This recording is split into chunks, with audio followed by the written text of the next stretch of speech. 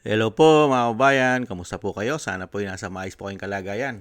Ang inyong lingkod po, si Kamanong po ay nagbabalik po muli at tayo po ay magsama-sama magkomentuhan dito po sa Tambayan Makabayan. Mag-umpisa na po tayo. Komentuhan po natin, ito pong pinag-uusapan na po ito. Ito pong pahayag ni Senator Villanueva. Dahil ayon po sa kanya, kung magkakaroon daw po ng special session ng Senado, ay handa raw po siyang dumalo. At yan po ang komentuhan po natin. At syempre po, meron din pong payo. May payo rin po at pahayag ang kanyang ama. Dahil alam naman po natin ang kanyang ama ay isa pong pastor. Hindi po ba? At meron din pong advice at payo ang isang retired Major General Romeo B. Pokis, mga kababayan. Pakinggan po muna natin si Senator Villanueva, mga kababayan, at panoorin po natin. Dahil dito sa kanyang pahayag, ay mahalata mo na kung anong direksyon ang kanyang patutunguhan, mga kababayan. Senate staff should not be caught in the middle of this political fight. Hindi po pwedeng puro away na lang. Bilang mga lingkod bayan, prioridad po natin. Dapat ang siguruhin na patuloy na nagtatrabaho ang bawat isa sa atin, lalo na ang Senado, para po sa ating mga kababayan.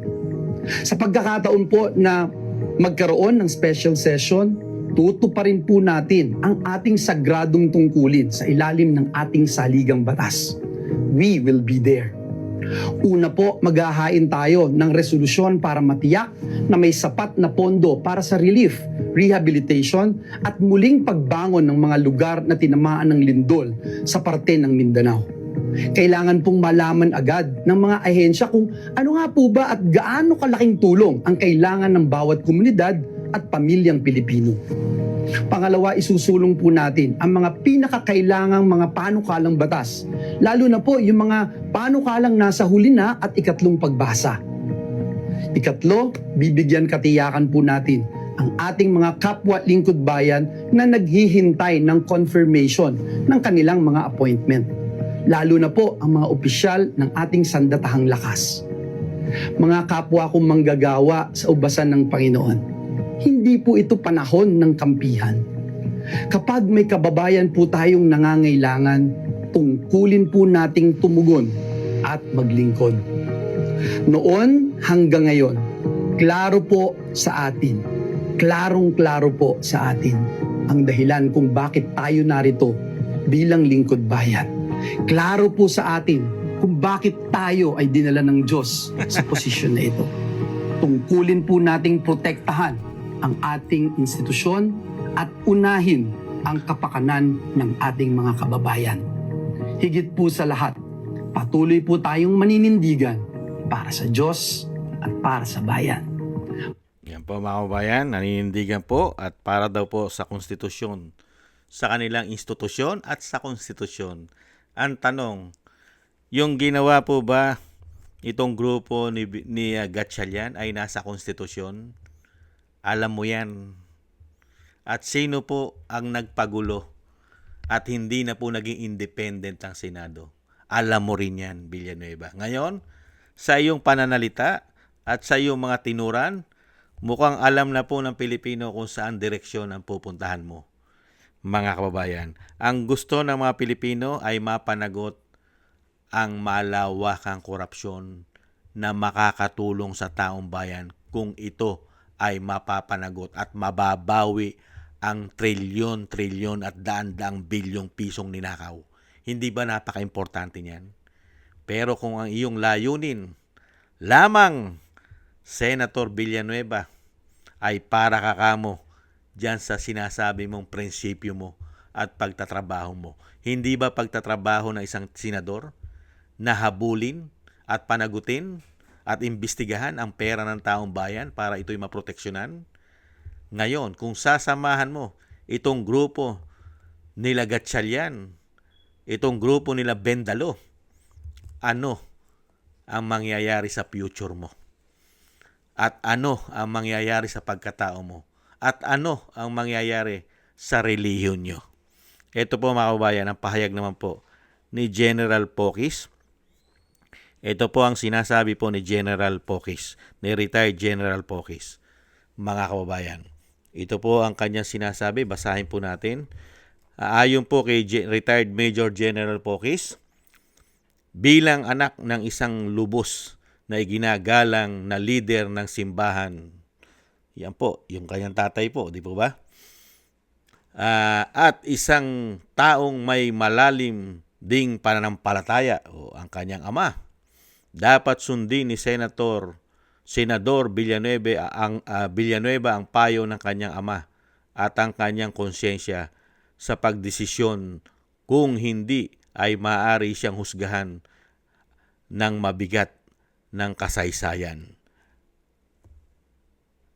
Retired Major Romeo B. Pocis. Mga kababayan, tama po ito sinasabi ni General. Bilang anak ng isang lubos na iginagalang na leader ng simbahan at isang taong may malalim ding pananampalataya, dapat sundin ni Senador Villanueva ang payo ng kanyang ama at ang kanyang konsyensya sa pagdesisyon, kung hindi ay maaari siyang husgahan ng mabigat ng kasaysayan. Totoo po yan, mga kababayan, sinasabi po ni General Pocis. Dahil po ang kasaysayan po, mga kababayan, at ang gusto ng taong bayan ay maparusahan po at malaman at matumbok ang tunay na ulo, pinakamalaking ulo ng sindikato. Yan po ang gusto ng taong bayan. Ipagpatuloy po ang investigasyon ng naumpisahan po ni Senator Marcoleta, Senadora Pia Cayetano, Senate President Alan Peter Cayetano. Pero dito po sa sinasabi po ni Senador Villanueva, hindi po pwedeng puro away na lang. Hindi raw po pwedeng puro away na lang. Nakakalungkot daw po. Kaya kung magkakaroon daw po ng special session, itong grupo nila Gatchalian ay mukhang sasama siya rito. Alam na this.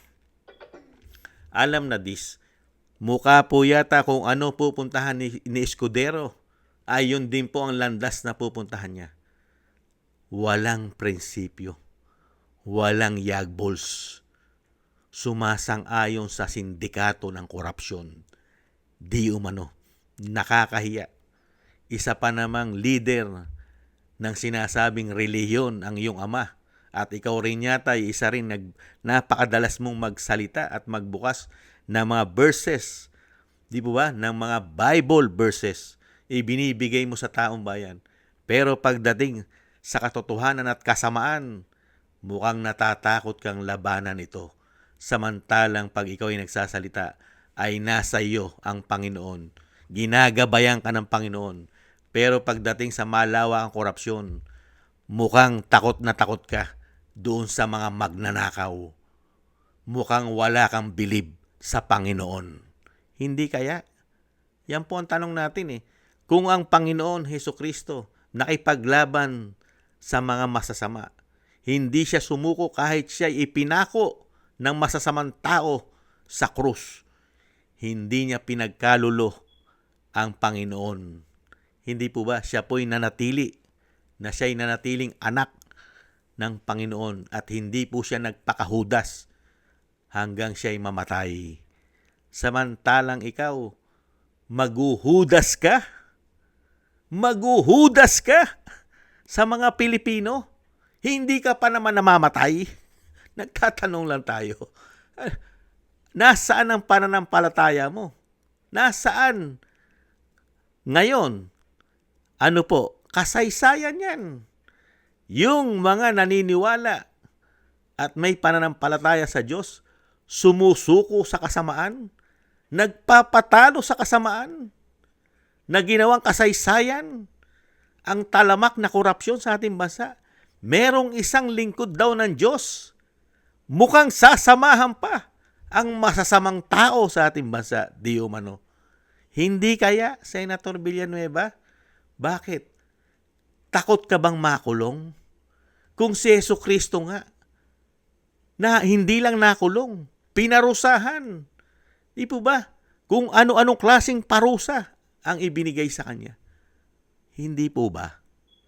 Samantalang kayo, kung kayo man ay sampahan ng gawa-gawang kaso, hindi naman kayo papatayin Unang-una, kaya nyo makipaglaban dahil may sapat kayong kakayahan at may sapat kayong pera. Hindi kaya. Bakit natatakot? Bakit ka natatakot kung talagang may prinsipyo ka at may pinaglalaban? Hindi na po usapin dito.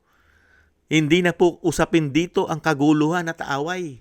Dahil alam naman po natin na ang Senado ay hindi na independent. Hindi na sumusunod sa institusyon. Ang grupo na sasamahan mo di umano kung sakaling lilipat ka. Hindi sila sumusunod sa konstitusyon. Sumusunod na sila sa palasyo di umano. Hindi po ba? Yan po mga kababayan ang nakakalungkot. Dito po sa mga tinuran at pahayag ni Senador Villanueva, mukhang alam mo na ang pipiliing direksyon ng taong ito. Pero gumagamit pa ng salita ng Diyos. Pero kung ang sasamahan niya di umano ay grupo ng mga buhay at grupo ng mga ulupong, sinong Diyos pa ang daladala mo? Diyos ba na katarungan? O Diyos ba na kademonyohan? Di umano. Hindi po ba? At ngayon, malalaman mo rin kung yung mismo nagpapayo sa'yo na yung ama ay sinasabing yung tama dapat ay para ka sa tama. Pero ang pipiliin mo, itong may issue na isang damukal na mahigit 4 na taon o mag-4 na taon na isinusuka na ng mga Pilipino na may isip ay sasamahan mo. Anong klase kang politiko at mananampalataya? Hindi po ba takot ka pala sa laban ng katarungan? Yun lang po yun. May kinatatakutan pala. Takot palang makulong. Hindi po ba? Maraming salamat po mga kababayan at nagpapasalamat po tayo kay Retired General Romeo Pocis na naninindigan po para sa tama itong si General. Hindi natin alam kung naninindigan din po para sa tama si Senador Joel Villanueva. Kung meron po ba siyang yagballs o parehas din siya ni Chis Escudero. Hindi po ba? Dinaig pa sila ni Jinggoy. Si Jinggoy, kahit anong panggigipit, alam niya sa sarili niya wala siyang kasalanan, handa siyang magpakulong dahil sa kanyang pinaglalaban at prinsipyo. Hindi po ba? Maraming salamat po sa nagusto po natin tambayan makabayan sa YouTube at TikTok. At ganoon din po sa ating mga subscribers at patuloy po nagsusubscribe. At sa mga nagko-comment, like, share, and subscribe. Mabuhay po kayo. Shoutout po sa inyong lahat. At thank you rin po sa mga nagbibigay po ng tulong at biyaya. Shoutout po kay Eric Hershaw from Canada. Kay Jem Aris from United Arab Emirates. Baby Roman at Ate Isa from Cagayan. Annie Jo. Norma Garcia. Mary Natividad. Blinden from Netherlands, Gay at Shena. Tatay Nick from Toronto, Canada. Kay Jesus Valdepena, Rolando Guerrero, Mila Yi, Felipe Shapno from Texas, USA. Rolando Timbol from Alberta, Canada. Ma'am LB at Sir Manny from North Miami, Florida, USA. Melchorita Espinosa from Orlando, Florida, USA. Arthur Estraniero from USA, Randy Crispino from Pasig, Mika Ligaspi, Tessie Mantilla from Kuwait, Frank Zamora from California, USA, Romulo Di Vinagracia from Bacolod City. Shoutout po sa inyo lahat. Thank you po. At ingat-ingat po kayo sa inyong pumapagawa at God bless po sa inyo lahat. Tiis-tiis lang po tayo mga kababayan at samahan po natin ang maraming dasal at panalangin nang tayo po'y maingatan sa ating pong pang-araw-araw na buhay. Maraming salamat po. Sa muli. Bye-bye.